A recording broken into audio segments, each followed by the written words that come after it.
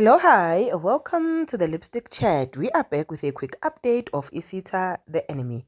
Now that uguy usindisiwe, right? Uchuma usindisiwe, ugeze ngegazi likaJesu, akasazwani nento eyibhedayo. Uwakha nesonto nje uzimisele like he is dedicated.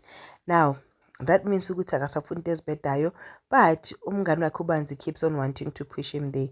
uBanzi azama ukuthi abancede kanti ubanceda ngemali etshontshiwe, and then it made ukuthi uBanzi aphatheke kabi, azathethisa unkosikazi wakhe ukuthi stop doing lezi zinto ozenzayo, like ungibukisa ngabantu, like nje lento le like ngihlekisa ngabantu and stuff. And now that you always do that, now I look like indoda who's not a man of my word. I want to be an honest man now. Hayi vele shuthi umfazi wakhe uhlulekile, ama savings gone, yonke into gone, everything went to the church. Because why? uBanzi usindisiwe. Now abe ne-altercation, not uBanzi, uChuma rather usindisiwe.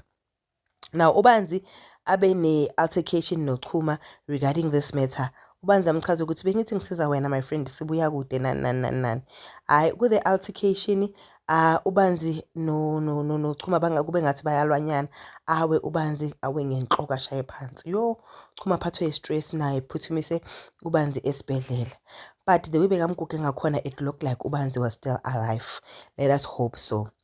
Then on other news, Umam Rebecca no mamkhulu kaNandi or whatever that lady is to uNandi babhizi baplana lento iceremony yenzakalayo. Kwenziwani kuhlawulwa uNandi agezwe futhi ngalento abaye ukuthi ushonelo umntwana. While that process is unfolding, ugirl ngapha waseSwatini uphethwe yi-stress, usabhelieve ukuthi umntwana wakhe, despite the fact ukuthi utshela ukuthi lo mntwana lo akusiwo wakhe, usabhelieve ukuthi umntwana wakhe, usafuna ukuthi kube umntwana wakhe, ufuna ukumunyisa umntwana, ufuna ukubonda nomntwana, umntwana ibond ayikho. I don't know ukuthi does the child feel ukuthi akusumama wakhe nani. But uSolomzi is in the same house, and unfortunately I think ukuthi vele because umntwana wakho ucabanga ukuthi wena sekahambile uzoqabanga vele ukuthi kunjalo. But one thing, it looks like umamkhulu lo kaNandi ususpects something, what we don't know, but ugirl uyasola nje something. uMatshidiso ke nomalume bayalwa. Baliswa yini? Umalume decided not to move in noMatshidiso. uMatshidiso wathola omunye uguy isigodla sangena sasiza uMatshidiso left, right and center.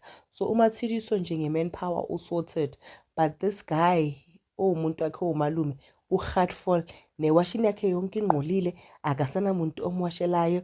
Who used to do all that? uMatshidiso. And now he needs to go ayoba usibari makoti lakaMatshidiso ukuze izinto zimhambele kahle.